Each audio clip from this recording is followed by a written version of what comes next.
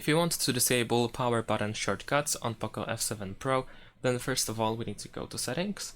Then in the settings we can scroll down to additional settings and then go to gesture shortcuts. The first thing that we can disable is the digital assistant. By default we can press and hold the power button for half a second to activate the digital assistant, so we can turn it off. And the second thing is the launch camera. This might be enabled, but it is not actually by default. But essentially we can get the double press shortcut of the power button to launch the camera. And of course we can turn it off over here, and the same goes with the flashlight.